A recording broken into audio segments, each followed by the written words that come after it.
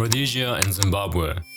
Two names for a piece of land along the Zambezi River in southern Africa, deep inside the continent. Despite the age of colonialism, the territory has remained largely unclaimed for a long time by European powers. This would change, however, in 1880 when the mining magnate Cecil Rhodes obtained exclusive mineral rights from the king of Matabeleland. The so-called Rudd concession served as the foundation for the armed endeavors of his British South Africa Company into foreign territory. But Rhodes never actually confined himself only to mining. His real intention was to annex the land for the British Empire and to make a name for himself by building the Cape to Cairo Railway that would connect all British African colonies by train. While the railway he envisioned never completely materialized, his actions would definitely carry another big consequence for the whole world to see.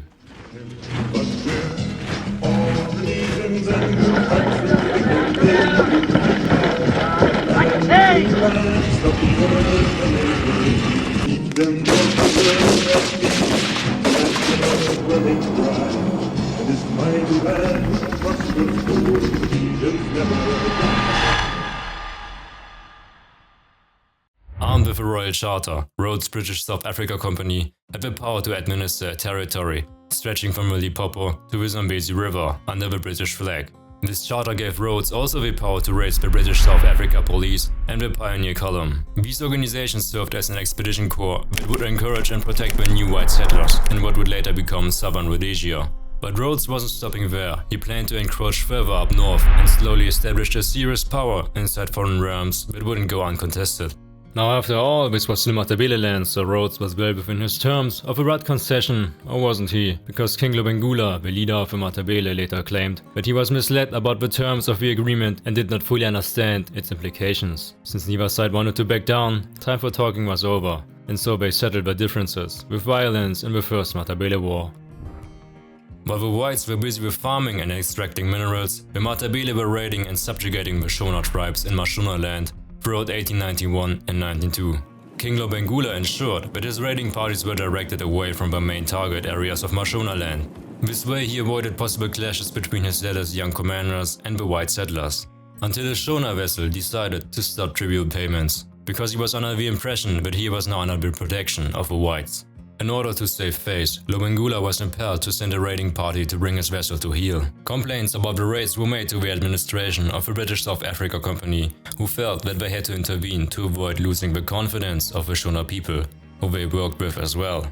As a result, the company officials demanded from the raiders that they leave immediately. The Matabele refused and the clashes left them with 40 casualties. Since the course of the conflict was clear, the British South Africa Company gathered the forces of about 700 men that moved towards the Matabele's capital at Bulawayo, together with another 700 men from the Bachuana tribe. But the real most valuable assets were the 5 newly developed Maxim machine guns that would almost single-handedly decide the course of the war. Despite a fraction of the Matabele being armed with modern Martini Henry rifles that they received as a part of a Rudd concession, they performed badly due to a lack of training. During their baptism of fire at the Shangani River, they were mowing them down literally like grass. Out of 3,500 enemy combatants, 1,500 died in the battle. The British South Africa Company, on the other hand, only lost 4 men. A week later, the opposing sides would meet again at 50 kilometers away from the Matabele capital Bulawayo. 2,000 Matabele riflemen and 4,000 warriors attacked with the same result. At least 2,500 were killed. As soon as King Lobengula heard the devastating news, he and his entourage torched the city before they left. As the flames burned their homes, the ammunition magazine exploded and destroyed what was left of the ancient city. Even when the British arrived the next day, the flames were still consuming the settlement. BSEC troops and white settlers nailed the company flag as well as the Union Jack to a tree. When Rhodes heard the news, he ordered the new settlement to be found on the ruins of Lobengula's royal kraal, a typical action by a conquering power. This is where the State House stands today. Within 9 months, Bulawayo had been partially rebuilt with a population of about 1,900 colonists and 2,000 more aspirants incoming. Bulawayo was also connected to the Cape to Cairo Railway in 1897. But it wasn't a walk in the park for the BSEC troops neither. A column of 290 men chased the king along the Shangani River. Since his wagon tracks were easily traceable, 37 of them crossed the river separately, but were ambushed and died in the last stand, while only 3 made it back. The reinforcements were unable to do anything, since the Shangani rose and was therefore impossible to cross. Unable to neither help nor pursue the king, the column returned but was ambushed during the 2-week trek back to Bulawayo.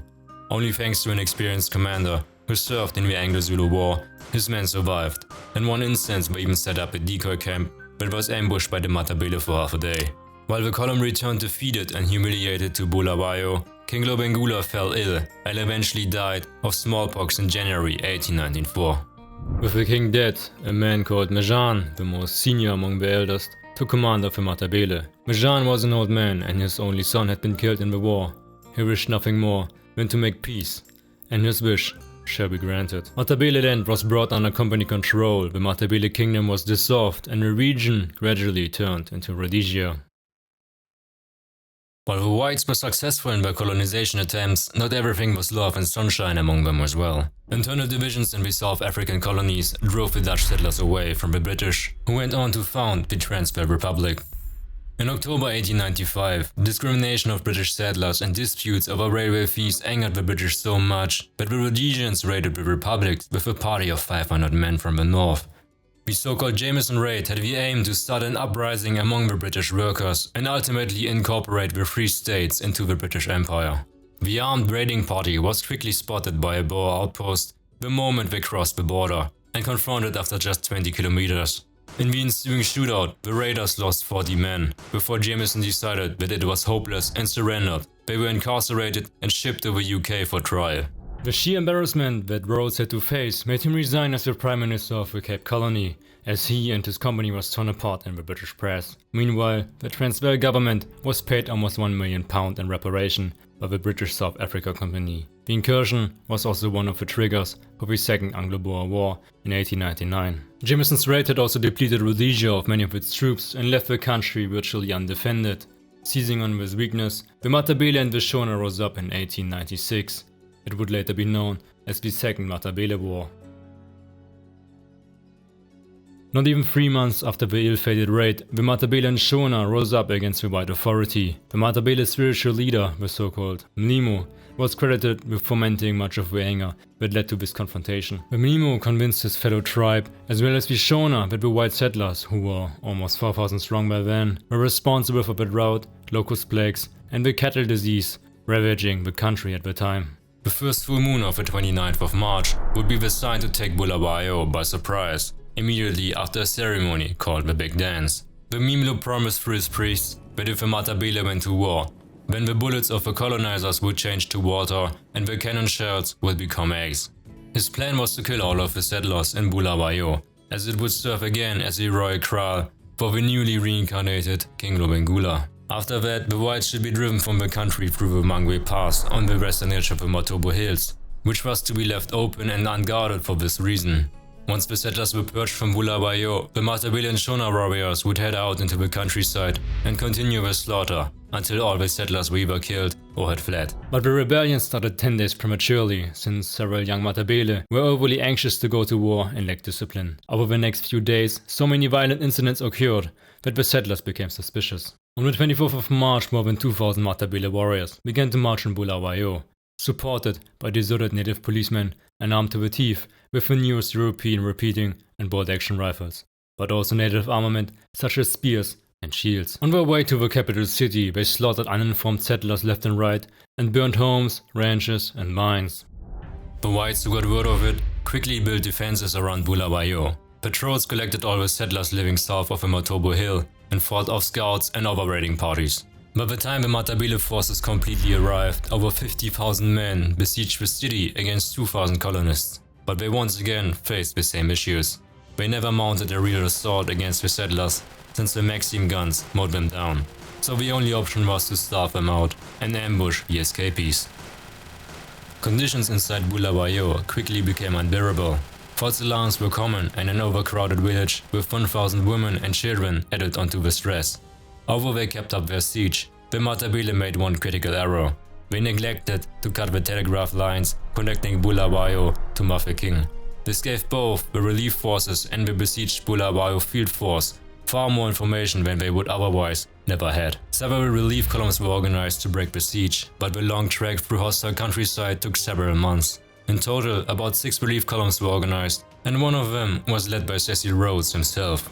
The southern relief forces were nearly ambushed on their approach, but a scout discovered the whereabouts of the Matabele, and the Maxim guns forced the attackers into hiding.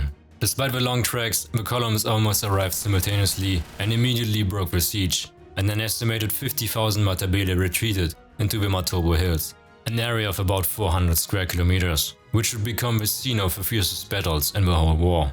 The Rhodesians got lucky when their intelligence could localize the Mlimo in a cave mostly by himself. Two experienced scouts managed to sneak past hundreds of warriors into his personal cave, where they waited. Once the Mlimo started his dance of immunity, a scout shot him just below the heart, killing him in the process. Surprisingly, they made it back in one piece to Bulawayo, with hundreds of warriors in pursuit. Upon learning of the death of Mlimo, Caesarius walked unarmed into the Matabele stronghold and persuaded the Matabele to lay down their arms. As the war in Matabele land ended, Mashona land tried its luck as well, but needless to say that they were no match for the Rhodesians. On a quick side note, one of the scouts that had a significant impact in exploring Rhodesia, the Cape to Cairo Railway, fought and survived the Shangani patrol and killed the Mlimo was no other than Frederick Russell Burnham, one of the best scouts in the world. The other one was Robert Baden-Powell, who provided with his book Scouting for Boys the foundation for the UK Scouts and the American Boy Scouts movement. Both are still remembered and celebrated as pioneers in their field of scouting, education and character development. I'm not gonna lie, but this war brought out many interesting personalities. While the Rhodesians remained undefeated, Cecil Rhodes unfortunately passed away due to a weak heart at the age of 48. In his will, Rhodes directed that he should be buried in the Matopos Hills. His burial was attended by Matabele chiefs, who asked the firing party not to discharge their rifles, as this would disturb the spirits. Then for the first and probably the only time, they gave the European the Royal Matabele salute. Though it should be considered that from 1898 onwards, Ndebele chiefs were usually paid agents of the company administration. Rhodes is buried alongside the 34 company soldiers that were killed in the Shangani patrol, just like Jameson, who was buried there as well after his death in 1917. Even though Mr. Rhodes is still a controversial figure in African history, it can't be denied that his actions and his vision left a legacy that is still remembered to this day. After the Second Matabele War, the Rhodesians were, without a doubt, the new dominant force in Southeast Africa, and they kept extending their influence. Through a series of treaties and diplomacy with African chiefs, Nyasa land, modern-day Malawi, became a part of the colony in 1907. Northern Rhodesia was added in 1911, which forms the country of Zambia today. From about 1907 on, the company's settlement reform encouraged more immigrants to stay for good. The Rhodesian mining and farming industries advanced considerably during this period. The territory's first balanced revenue and expenditure was reached in 1912. The global recession of the 1930s gave way to a post-war boom. This boom prompted the immigration of about another 200,000 whites between 1945 and 1970, taking the white population to a total of about 307,000. The influx of new knowledge transformed the farming economy into an industrial giant, which gave rise to a strong manufacturing sector, iron and steel industries, but also modern mining ventures. Rhodesia's farming sector also remained a significant exporter of food to our neighboring countries. It was referred to as the breadbasket of Africa. This nickname was due to its fertile soil and favorable climate.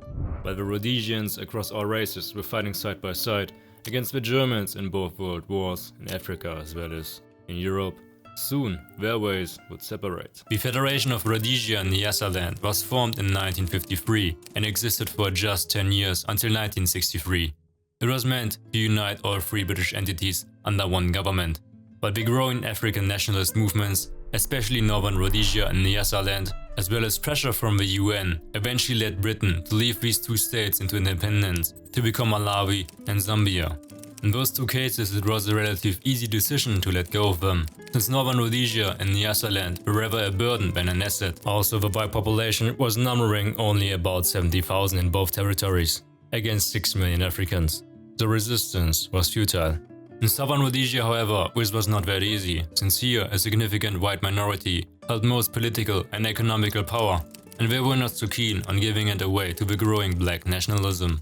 Since the Southern Rhodesian white minority government, led by Ian Smith, refused to make any compromise, an armed conflict almost started immediately, caused by the massive wealth disparity and discrimination against the black population. On top of that, Rhodesia made a unilateral declaration of independence from the United Kingdom on the 11th of November 1965. While the UK deemed this an act of rebellion, it did not re-establish control by force, but Rhodesia also never gained international recognition, and was left to fend for itself. Salisbury, Rhodesia on November the 11th, 1965. With the pulling down of the Union Jack, Rhodesia declares illegal independence from Britain. Premier Ian Smith took the decision after Britain refused independence to his white minority regime, though he promised he would rule in the interests of all. We are not going reactionary. This is going to be a country which we hope is going to be worthwhile for all people to live in, whether they be black or white. With chaos on the horizon, Rhodesia would find itself in a conflict that would last, surprisingly, for more than 15 years, and which would inspire other colonies in their aspirations, thus making this war for independence the first of many to come. Politically, this war was divided between the Zimbabwe African People's Union, ZAPU, and the Zimbabwe African National Union, ZANU, with their own respective military wings. Both were in their essence communist and immensely supported by China and the Soviet Union, while on the other side, South Africa and Portuguese Mozambique gave its material and military aid towards Rhodesia. What Rhodesia lacked in support, they made up for it in recruitment. Specific advertisement reached 1,400 foreign soldiers, mostly Vietnam vets who were highly trained in special forces and guerrilla warfare. The military wing of the ZANU, the Zimbabwe African National Liberation Army, ZANLA, was headed by Robert Mugabe and consisted primarily of Shona tribes. The Zimbabwe People's Revolutionary Army, or ZIPRA, on the other hand, was the armed resistance of the ZAPU party and consisted mainly of Matabele people under Joshua Nkomo. Overall, about 50,000 Rhodesians faced about 40,000 guerrillas. Does that sound familiar to you? Shona and Matabele, the natives of these lands, are fighting against the whites. If you see any parallels to previous conflicts, then you're not mistaken. Natives called it the Second Chimurenga, which is a continuation of the First Chimurenga-Matabele War. In its essence, a follow-up of a war for dominance of the country. The first casualty of the war was a white foreman that was killed on July 4, 1964 by ZANU rebels. This prompted the Rhodesian administration to detain ZANU and ZAPU leaders. However, some of them managed to escape and start their guerrilla operations from Zambia as well as Mozambique. This conflict intensified after the Declaration of Independence in 1965, when Britain endorsed an embargo via the United Nations. This meant that Rhodesia relied for vital war support on Portugal and South Africa, but also raised domestic production. The first major engagement was in Sinoia, during which 7 Sanla men were killed in a raid. This would become a recurring pattern. The insurgents organized themselves into small groups of 8 to 15 men and operated from bases in Zambia. While death by 1,000 paper cuts is a legit strategy, it failed due to the lacking undercover aspects, since cross-border raids from Zambia were pretty foreseeable. The Rhodesians set up a strong defense along the Zambia River, running from Lake Kariba to the Mozambique border. 30 man camps were established at 8-kilometer intervals, supported by mobile rapid reaction units. From 1966 to 1970, these defenses accounted for 175 insurgents killed, for the loss of 14 defenders. But it wasn't until ZANLA killed 2 civilians and kidnapped a third that the Rhodesian Special Air Service, as well as the Selous Scouts, engaged in secretive cross-border raids against camps in Zambia and Mozambique, and execute psyops to disrupt support among the local population. In 1971, the white minorities in South Africa, Rhodesia and Portugal and Mozambique formed an alliance since all of them had struggled with rising African nationalism. But unfortunately for the whites, Portugal would lose control over the colony and therefore a whole new front would emerge. While Rhodesia was initially on a decisive course, everything would change literally within just one fateful day. Portugal had been subject to a military regime for almost half a century that repressed civil rights and conscripted their men for their war in African colonies. On the 25th of April 1974, it was replaced by opposing military officers, supported by a strong civil movement. This would go down in Portugal's history as the Carnation Revolution. Portugal transitioned to a democracy and left its colony into independence. A heavy blow for Rhodesians, since they lost an important ally in that region. But the black nationalists continued and even expanded their raids. A whole new set of opportunities would present themselves on a silver tablet. 1,300 kilometers of frontier to the east of Rhodesia, which made it way harder to track and contain the raids for the whites. In multiple instances, raids penetrated deep into Rhodesian territory and devastated everything on their way. In one instance, they even made it to the outskirts of Salisbury and fired a volley of rockets and incendiary rounds onto the oil depot. The storage tanks burned for 5 days, 500,000 barrels of petroleum, a quarter of Rhodesia's fuel, was destroyed. To add insult to injury, support from South Africa was waning and eventually scaled back massively. The Matabele and the Shona locals also supported the incursions one way or another, which undermined the government's effort to secure the territory. Rhodesia tried to counter with compulsory military service for whites. Conscription was introduced for men between the ages of 18 and 50. No white male above the age of 17 was allowed to leave the country. Military service was extended to 18 months. Even after they were discharged, white men entered the reserve forces and were often called up for duty. A legislation to conscript blacks was introduced as well, but the response to call-ups was pretty poor. The Rhodesian military heavily relied on air combat capabilities, air support and air drops. Paratroopers and helicopters with air mobile tanks were used as a quick reaction force to counter enemy insurgents, but also to strike quick into enemy territory until the second wave arrived via land. So-called Fire Force missions were extremely effective during raids, but also against hostile incursions. By 1977, all Rhodesian infantry were trained paratroopers and would in turn be deployed by helicopter or parachute in as reinforcements. Those daring raids were exercised extremely meticulously and also served as a testament to their abilities. Despite the odds, the Rhodesians remained stoic and tripled down on their efforts and determinations in defending their home turf, and in doing so became absolutely legendary, but also incredibly ruthless. The raids usually followed the same scheme. Commanders were sent ahead towards the objective, when they radioed for airstrikes to create chaos, while at the same time paradrops or helicopters landed with additional troops and material. Helicopter gunships, so-called K-cars, would provide suppressive fire, further increasing the chaos, while the ground forces worked their way through the urban camps.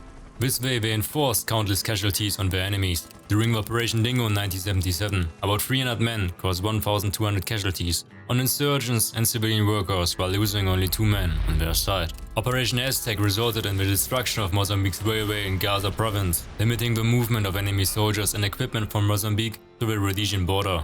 The 3-day Operation Gatling in Zambia resulted in 1,500 killed and 1,300 wounded opponents, while losing only 1. Operation Vanity was the successful bombing of a training camp in Luso, Angola with cluster ammunition, where an estimated 160 men died and 530 were wounded. It was also during one of those raids where they found weapons that were unusual for rebels. They discovered excessive amounts of armament that was provided by the Soviet Union and the communist proxies. AKs, RPGs, mortars and even 120mm rocket launchers were found on the training ground. And this list is just the tip of the iceberg, but Rhodesians also choose a way more subtle and sneaky approach to deal with their opponents. These covert operations however crossed the line more than once, but as the saying goes, everything is allowed in love and war. The independence of Mozambique was not celebrated all over the country. The Front for the Liberation of Mozambique, or in short, RENAMO, would other than what their name suggests, not hold free and fair elections, but rather replace the Portuguese overlords with native tyrants. Becoming exodus of dissidents, opposition and Portuguese supporters were welcomed in Rhodesia and recruited as assets by the Rhodesian Central Intelligence Organization, who gladly financed their endeavors to start another civil war. Radio broadcasts were used as a rallying point for all who have been persecuted by the new government and formed their own force, the Resistencia Nacional Mocambicana, or RENAMO, abbreviated. Although they positioned themselves as liberators, they were in no way better than the ruling class. In fact, one commentator named them the African Khmer Rouge due to their brutality. Even though the Rhodesians as well as the South Africans would just add fuel to the already existing fire, it would ironically burn longer than these countries exist in the current state. Nevertheless, the effort paid off and it undoubtedly crippled Frelimo's ability to support their allies. At the end of the 15-year-long Mozambican civil war, about 1 million casualties overall were reported. Another rather unknown fact was the Rhodesian chemical and biological weapons program, that employed a vast variety of chemical and biological agents, such as cholera, anthrax or typhus. Apparently, the program also included human trials. Even though the efforts were barely documented, we do know that it has been effective in killing insurgents and disrupting their supply lines. Overall, 1,000 insurgents have been linked to the deaths via the agents, which can be considered a success. The Rhodesian CBW has been deployed in 1977, a rather dire year for the Rhodesians, since the situation seemed increasingly hopeless. This is probably one of the reasons why they resorted to more ruthless actions against criminals as well as civilians by any means necessary to win the war. The unit that was mostly responsible for distributing the agents were the Selous Scouts, a unit that operated in covert psyops. Ironically, their charter was the clandestine elimination of terrorism both within and without the country, and in doing so became terrorists themselves. The Selous Scouts was a mixed special forces unit Blacks were also serving with great success in several ranks. While they were initially deployed to hunt down raiding parties, they were also tasked with extorting information for infiltration and interrogation. A key element of the Selous Scouts' methods was turning captured insurgents to join the Rhodesian security forces. They would in turn become Selous Scouts as well. Against the international conventions, they also disguised themselves as enemies by trading their uniforms and violate local customs, with the goal of reducing support for the actual insurgents. The Selous Scouts also sought to increase the division between the ZANU and ZAPU by posing as members of one of the group and then attacking the members of the other group. These tactics became publicly known and embarrassed the government. But that's not all.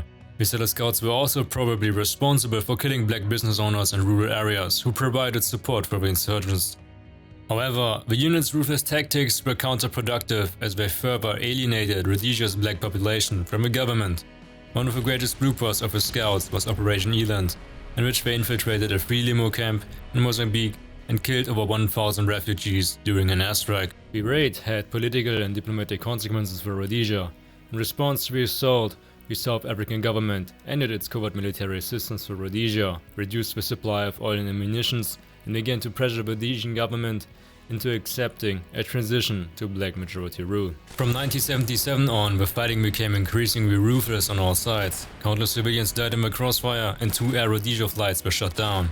A minimum of 12,500 guerrillas were inside Rhodesia, and it was evident that insurgents were entering the country at a faster rate than the Rhodesian forces could kill or capture. In addition, 22,000 Zebra and 16,000 Sandler fighters remained uncommitted outside the country. The insurgency was growing in strength daily, and the ability of the security forces to continue to control the entire country was coming under serious challenge. By putting the civilian population at risk, ZANU and ZAPU had been particularly effective in creating conditions that accelerated white emigration. This not only seriously undermined the morale of the white population, it was also gradually reducing the availability of trained reserves for the army and the police. The economy was also suffering badly from the war. The Rhodesian GDP consistently declined in the late 70s. With the inevitable collapse, the Rhodesians settled for peace. The 1979 Lancaster House Agreement ceased the fighting once and for all.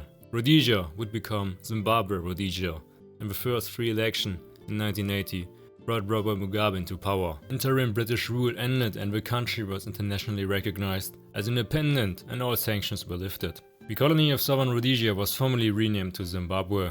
But this wasn't the only name change. Countless cities changed from European to African names, like the city of Salisbury that would become Harare. The war had been going on for more than 15 years and caused the death of 1,361 Rhodesian soldiers from an initial force of more than 50,000 men. About 10,000 rebels lost their lives, while about 45,000 participated. Now that's it. The war is over. People could finally lay down their arms, go home to their loved ones and live a normal life, right? But this is not what happened. It was just the transition from a restrictive minority government to a total violent dictatorship. President Robert Mugabe and his party were nothing short of hardcore communists who had no sympathy or tolerance for dissent. Among the many atrocities that he ordered, the Gukurahundi campaign was one of its, well, let's call it highlights, shall we? It was a series of mass killings which were committed from 1982 until the Unity Accord in 1987 against the Matabele and Kalanga peoples, his former allies. Another issue was the displacement of the already few white farmers. The decline of the country's agricultural sector led to food shortages and brought Zimbabwe on the brink of another famine. From the 250,000 whites, most already left during the transition. Only a few thousand stayed despite the hostile and sometimes violent atmosphere. About 10,000 former Rhodesians call Zimbabwe their home. The decline would go on for more than 40 years before Zimbabwe would find itself in a somewhat upward trend again. But this is a story for another video. Alright, thank you for watching. I hope you enjoyed what you saw. Feel free to support me and my work with a like and a sub, because this project was absolutely huge. I hope to see you next time, and until then, I hope you have a good day. Bye.